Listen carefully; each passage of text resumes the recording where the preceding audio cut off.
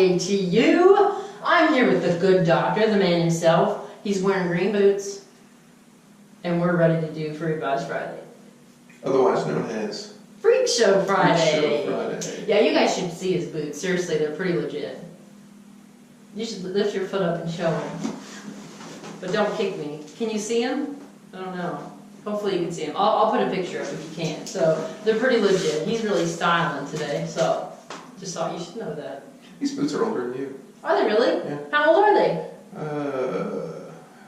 I bought these and I don't know, maybe they're not older. Yeah, I bought them in 1982, 83. Oh, they're older than me. Yeah. Yeah. They look better. Well. They're certainly more comfortable to be around. That's awesome. You're evil. He's mean. All right. Well, I'm gonna move on since you're dissing me, you jerk. All right. Your first question, sir. So, Free Advice Friday. These were submitted by you, answered by him for free, and away we go. First question is all about drinking alcohol. So, the kind you drink, not the kind that you would put on an actual wound, like a Jack Daniels or whatever your favorite is. Can you actually pour it on wounds as a sanitizer? Yes. Really? Mm-hmm. So I mean, it's an absolute waste, but so okay. waste of good alcohol. That's Unless you have an infection. well, yeah, but I guess it depends on who you're pouring it on, whether or not it's a well, waste. yeah, I don't think you really have to pour it on, but if you can pour it on there, but just put some like a washcloth over or something like that. But yeah. Okay. Yeah, sure enough, it will sterilize anything in there. Very cool. It will burn very nicely too. Mm-hmm. Yeah. Okay. So that's a real thing. Yep. Cool. Well, don't get out your good stuff then. Get your cheap stuff. I mean, can you imagine pouring like Louis VIII brandy on there? I don't even know what that is. That's about It's pretty good stuff. $8,000 a bottle. No, if I had that much, if it was that much money, I would tell my friend, You're just gonna die. We are. Send it, call 911. You're gonna die. Yeah, you're gonna die. I'm sorry, I kicked you.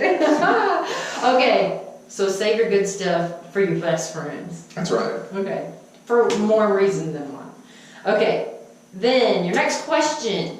Is it true that cigarettes are good for weight loss? Or that you gain weight when you quit smoking? Well, it's true. You do gain weight. Everybody that stops smoking cigarettes, you do gain weight. And I can't sit here and say it's good for weight loss because the good is far outweighed by the bad. Yeah, far outweighed by the bad. So no, I don't think I would use cigarettes to stop smoking. The nicotine in tar is a natural appetite suppressant, so yeah, it does take away hunger. The other thing cigarettes do is they kind of make your taste buds to where you don't taste food very well. And so I think the combination of one, that when they do stop smoking, that they no longer have the appetite suppressant effect from the cigarettes.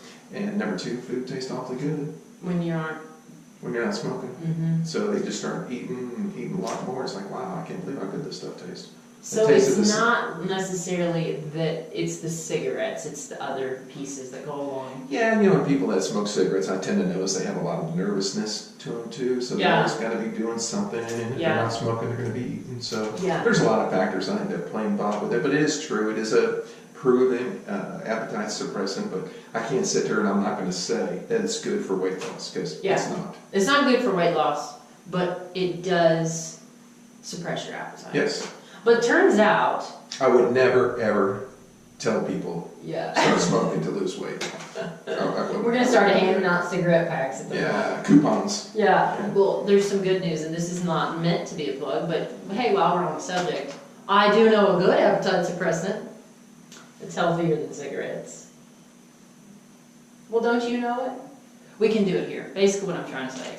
He didn't play my game. Anyway, long story short, if you come to Dr. Murphy, we have appetite suppressants, phentermine, whatever it might be.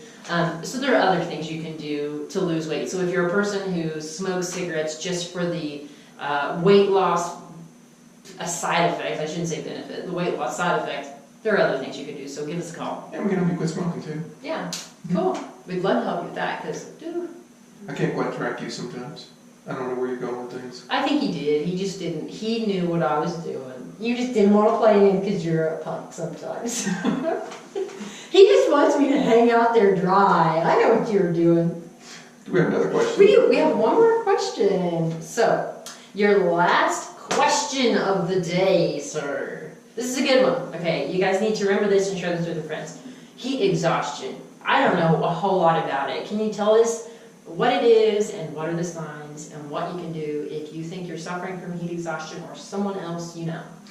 You know, there's a population of people out there that are predisposed to it. And I think everybody has the potential for it, but certain people are more likely to get it. And heat exhaustion is when your body no longer sweats. And so you become very dry, and that can happen if you're dehydrated. But some people that sweat an awful lot, I don't think they'll ever get heat exhaustion per se. And the reason why is sweat is actually what they call convection. When the air blows on you, it's actually evaporation, which causes your body to cool down. When you don't sweat, you cannot cool down. And so the sun, while it might be just 95 degrees out there in the sun, it's 120 degrees is what your body's feeling, but you cannot get rid of the heat. And it literally, your temperature in your blood rises relatively quickly, and at 101, 102 degrees, you're going to pass out. You're going to feel god awful, like you have a horrible medical illness. I mean, just instantly. I had one of those guys working for me this weekend. Oh yeah, I heard the story. Yeah, you guys had a heck of a week. Yeah, I fell through the dock and he was having heat exhaustion. I mean, his face turned just beet red and he started panting real heavily and he got dizzy and he was staggering all over the place. And I said, here, take some bottles of water, go sit in the truck and cool off. Yeah, but he looked awful. And he told me, that he doesn't sweat much.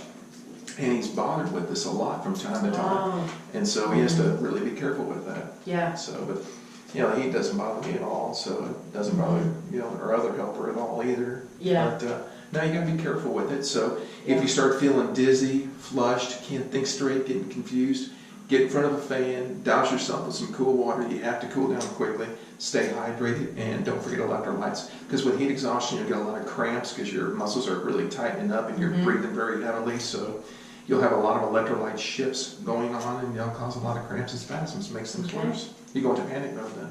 Ooh. Yeah, so it can be real scary. Yeah, I bet that feels scary. Yep. And a heat stroke, which is a further progression of heat exhaustion. You're literally cooking your brain. You pass out in your brain. Oh my gosh. Yeah. It's literally a stroke. The heat is so intense inside your body. You're actually cooking your nerve cells, your brain cells. Wow. Yeah.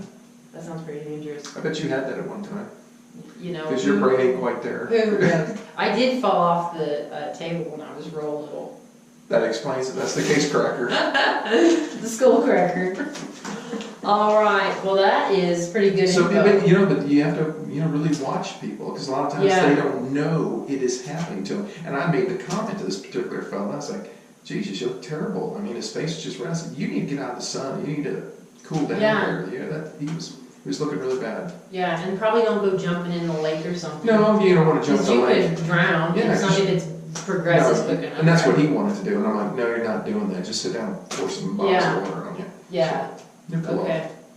So but be careful with that. Mess with that. That's dangerous because it can come on real quickly, real rapidly, and before you know it, literally, he was going down in about 60 seconds. Wow. Well, and especially all you parents out there at the ballparks this summer. Sure, with the know kids. what to watch. Yeah, watch your children. And don't let them tough it out, okay? Yeah.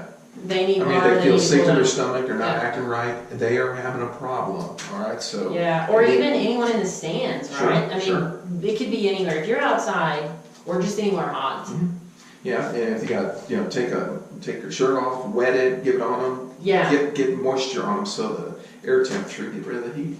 Yeah. Now you got to do something. These people they're in a bad shape. Okay. Okay. All right. That answers That's good talk. That was a great talk. Yeah, it's interesting. It just happened to me a couple days ago. Yeah. Well, not to me, but one of my friends that was helping. And you're never bothered by heat? Never bothered by heat, never bothered by cold. Well, I always did think you were saving himself on Earth, so I guess the fires of hell don't burn you, do they? I'll save you a seat. Oh, well, I'll meet you there, okay? All right. I've got my ticket in my back pocket. Okay. So, all right, guys, so I hope you have a great weekend, and we'll see you Monday. See you.